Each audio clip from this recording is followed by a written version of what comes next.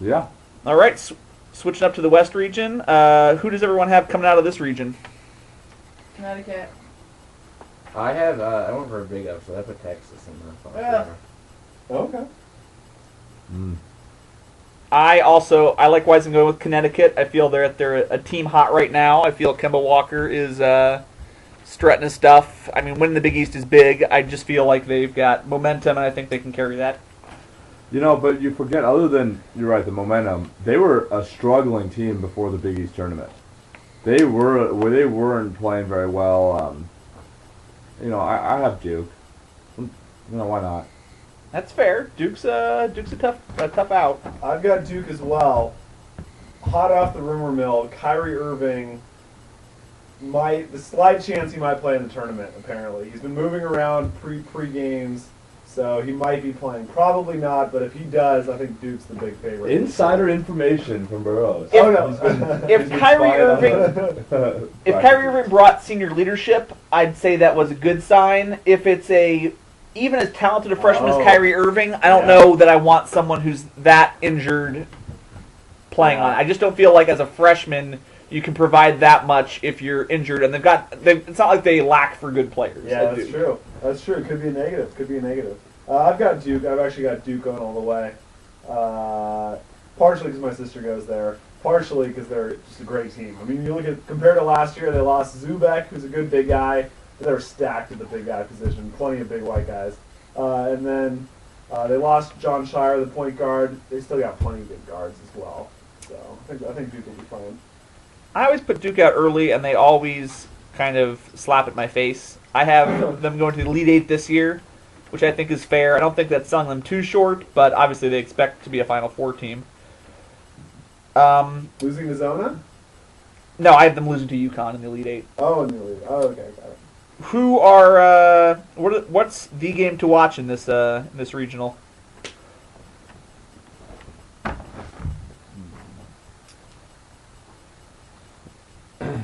I think Texas, Arizona. At least in the first. I mean, it's too hard to predict later, but I think Texas, Arizona is a pretty good game.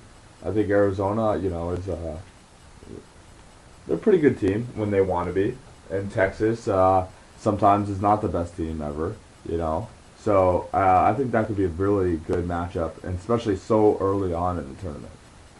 I was going to bring it back one, actually, and say Texas-Oakland. I have Yep. Texas winning Yep. that game, but I don't think Texas is as good as people think they are. I think they're up, Canadian.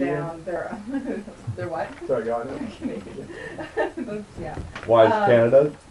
But They have two Canadian superstars. Oh. But I don't know. I think that'll be a good game. I don't know a ton on Oakland, but from what I've heard today, just, kind of reading up and stuff, they seem like they're a good team and that they'll bring something to Texas, and I think it'll be a good matchup. I agree. I think the hottest game is going to be a second-round Big East matchup of UConn versus University of Cincinnati. I think that obviously I have UConn winning, as I said earlier. But UC, we played them earlier this year at Cincinnati. It's a crosstown shootout. They're a very good team. I could see whoever wins that game getting hot and going on. Also, I like the Temple-Penn State game that's starting out. Taylor Battle's a great player, but once again, I'm going with the A10 team. I actually have Temple going on in the Sweet 16, upsetting San Diego State in the second round. Texas, I'll agree that they are not as good as people think they are mentally. I think physically they're everything we think they are. I just don't think they have a guy. They're a very freshman-sophomore-led team. They've got two senior starters who are basically their fourth and fifth best starters. They're a very young team in terms of where their scoring comes from, and I think that's going to hurt them eventually. I think they'll do okay. I haven't gone to the Sweet 16, but they've shown in the past they can beat anybody, but I also think that they're very capable of flaming out early. Yeah, I agree 100% with that point. I have them in the Final Four.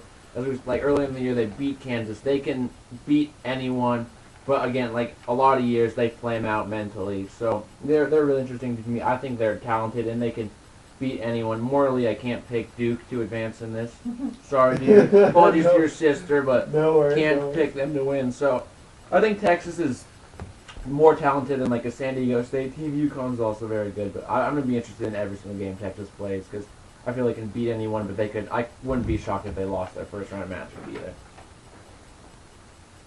Mark, did you have a top game to watch? Oh, yeah, I said Texas, Arizona. Oh, I'm sorry. Yeah. And I'm going to echo Beatty's comment at Oakland, Texas. Oakland's got some big wins this year. So going up against Texas, they've got a chance. It could be anyone's game, which is pretty exciting. Let's go player to watch in this region. Who are you looking out for? Well, I think Derek Williams is definitely a big name. I think as Derek Williams goes, so go the Arizona top 5 NBA prospects. So he's a good player. I don't know if he'll be enough to beat Duke though, for Texas. I mean, the obvious player to watch is Kemba. Like, see if he can keep it going. You know, I mean, we were saying, you know, it's a game of hot streaks and momentum, and I think basketball more than anything is you can't necessarily take what happened at the beginning of the season and take it into the tournament. There's so many games and there's so much that happens in between the beginning, middle, and end, and he is just playing out of his mind, and I'm going to be interested to see how he keeps going and carries the team. I feel like Kemba's like a Kobe Bryant type player, where when he's hot, he's a superstar and he can lead the team to victory. But at the same time, if he's missing, he just keeps shooting and shooting and shooting. Like similar to what I said about Ben Hansbrough, if he's missing, he's not going to stop shooting. So he can win your game and he can kill your team. Another player that's interesting to me is Nolan Smith on Duke. Just see how he does. If he has a breakout tournament, I could see them going very far. But if he has a game like he did against North Carolina where he's just missing, I think they could be out early. It's Kemba too from UConn. I mean that's a pretty big name. There's a lot of big names. I mean, you know, pretty much Williams from Arizona and then the Dukies. A lot of them. Derek Williams and Kemba Walker, I would say, are the two big ones to watch. I think Duke's just such a well-rounded team. You don't need to watch any one of them. You can appreciate that team for multiple players.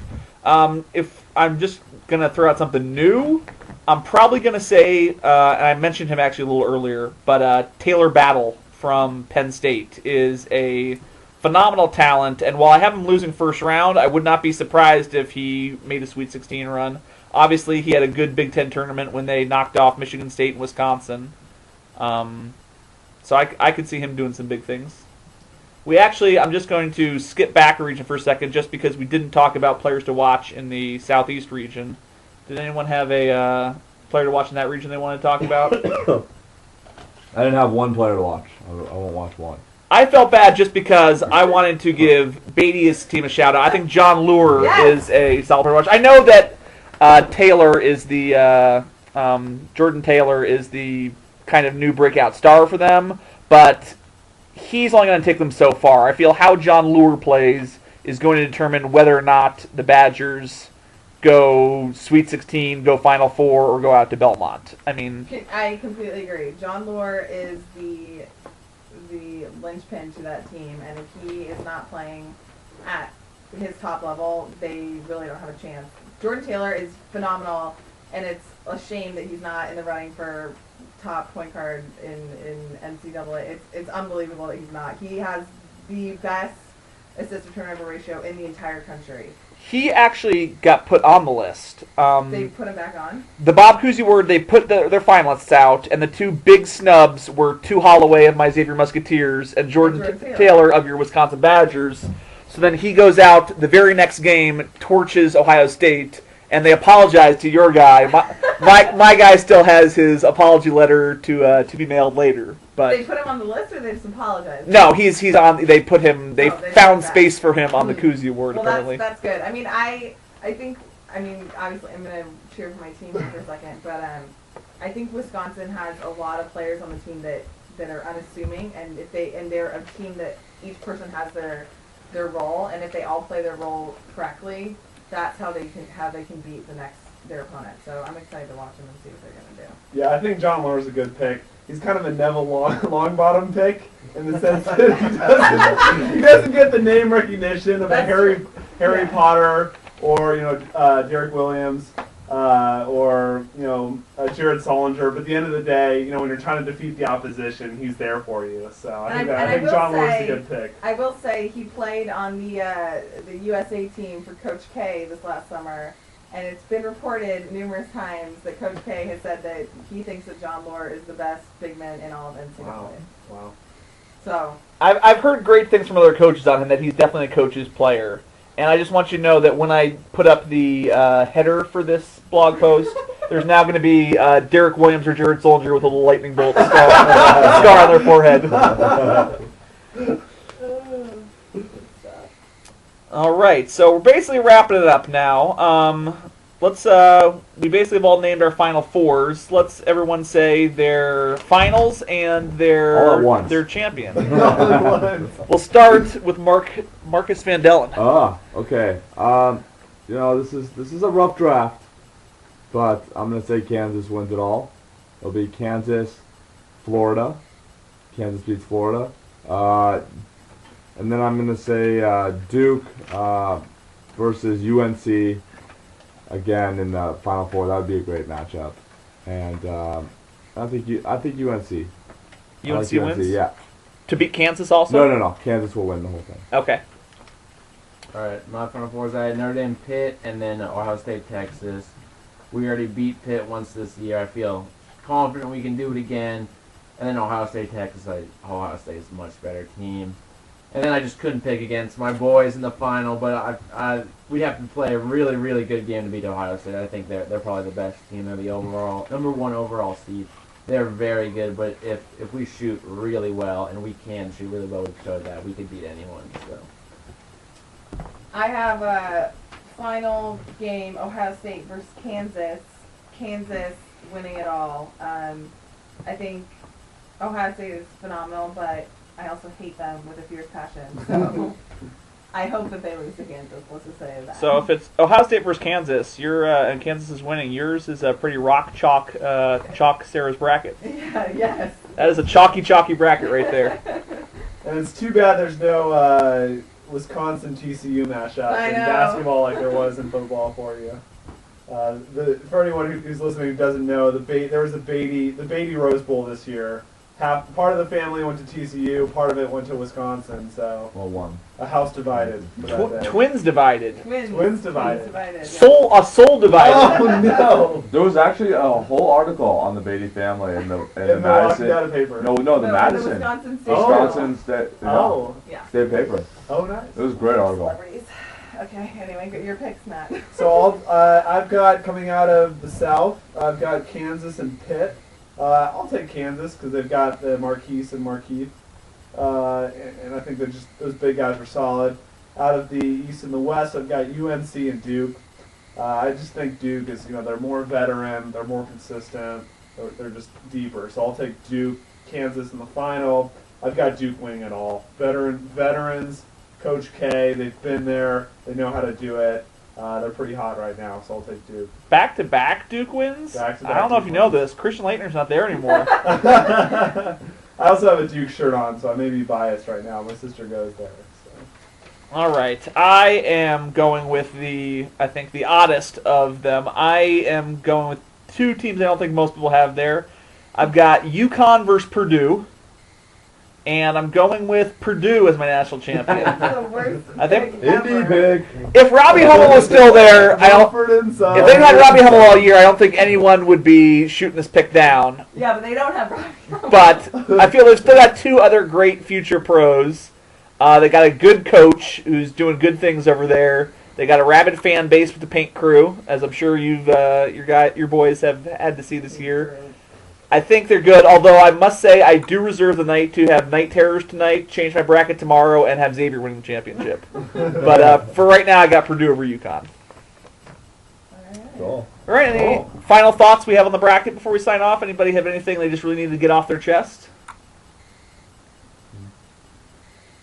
If not, that's going to do it for the Hot and Bothered Effects March Madness podcast. I'd like to thank my guests, Matt Burrows, Mark Van Dellen, my brother Matt O'Brien, Sarah Beatty, and we'll see you next time. Everybody, have a good night.